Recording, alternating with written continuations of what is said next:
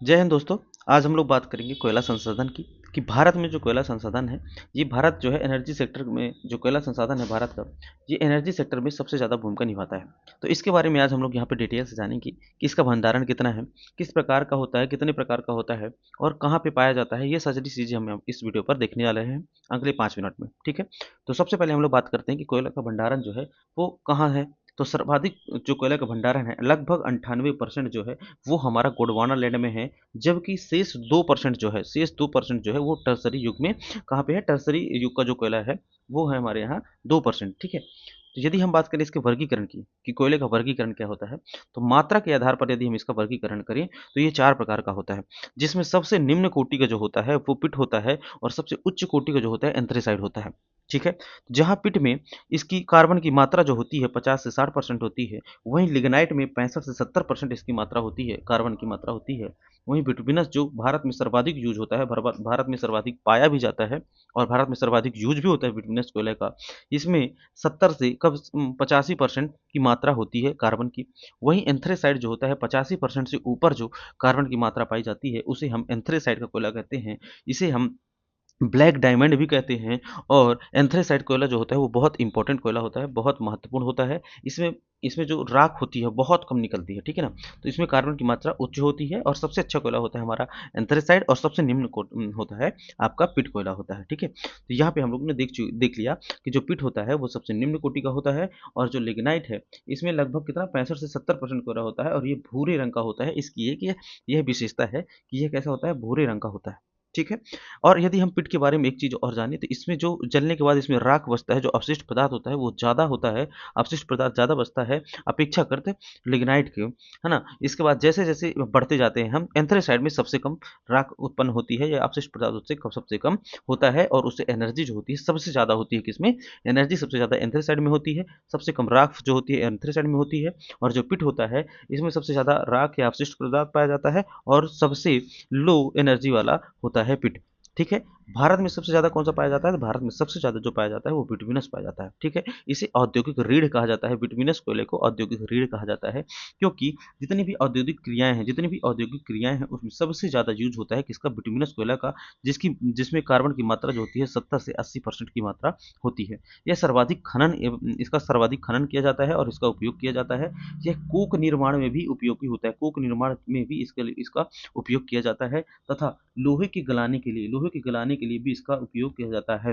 लोहे के गलाने में भी इसका उपयोग किया जाता है, इस चीज़ को ध्यान रखिएगा। इसके बाद आता है सर्वोत्तम उस किस्म का जो कोयला है एंथ्रेसाइट। एंथ्रेसाइट जो होता है सर्वोत्तम कोयला होता है। ये भारत में जो हमारे हिमालयी क्षेत्र में पाया जाता है, भारत में हिमालयी क्षेत्र में क्या हो जाता है, पाया जाता है। हिमालय क्षेत्र में पाया जाता है, जैसे जम्मू कश्मीर में कुछ मात्रा में पाया जाता है एंथ्रेसाइट का कोयला। हालाँकि भारत में ये सबसे कम है। यहाँ भारत में सबसे ज़्यादा जो होता है वो कौन-सा होता है? बिटुमिनस का होता है, ठीक है? तो एंथ्रेसाइट में जो होता है 85% से अधिक जो कार्बन की मात्रा पाई जाती है तथा इसकी जो गुणवत्ता होती है उच्च कोटि की होती है। इसकी विशेषता यह है कि ये सबसे मजबूत होता है, सबसे कठोर होता है, इसीलिए इसे ब्लैक डायमंड कहा जाता है, ठीक है? अब इसकी ऐतिहासिक पृष्ठभूमि की बात करें कि हमारे यहाँ कोयले का इतिहास क्या रहा है।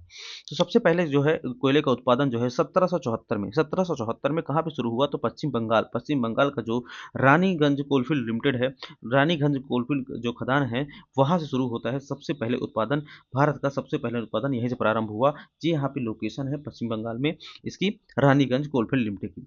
आप लोग कमेंट करके बताइएगा कि यहाँ पे जो आग लगी हुई है, रानीगंज कोलफील्ड में एक आग लगी हुई है भूमिगत कोयले में, तो वो कब से आग लगी हुई है, ये आप कमेंट करके या रिसर्च करके आप हमें बताइएगा, ठीक है? अपना रिसर्च करके आप खुद इसको पढ़ लीजिएगा, ठीक है? अब यहाँ पे आता है कि प्रमुख कोयला क्षेत्र हमारे यहाँ क्या है, जो नदी घाटियाँ क्या हैं और कौन-कौन सी नदी घाटियाँ हैं, ठीक है? तो यदि हम गोंडवाना कोयला क्षेत्र की बात करें तो यहाँ पे हमारी दामोदर नदी है, गोदावरी नदी और महानदी, सोन नदी, वर्धा नदी, इन नदियों को मिलाकर गोंडवाना लैंड बना हुआ है, जहाँ पे कोयला की मात्रा भारत में सबसे ज़्यादा पाई जाती है। जिसमें सबसे इम्पोर्टेंट अपनी है दामोदर घाटी, जो कि आपको ये लोकेशन दिख रहा है, यहाँ पे सबसे उच्च कोटि का कोयला जो हमारे यहाँ पाया जाता है बिटुमिनस वाला, वो यहाँ पाया जाता है। लेकिन हालाँकि जो एंथ्रेसाइट सबसे उच्च कोटि का है, वो कहाँ पाया जाता है? जम्मू कश्मीर में कुछ-कुछ जगह पाया जाता है। लेकिन भारत में सर्वाधिक कौन सा पाया जाता है, बिटवीनस पाया जाता है।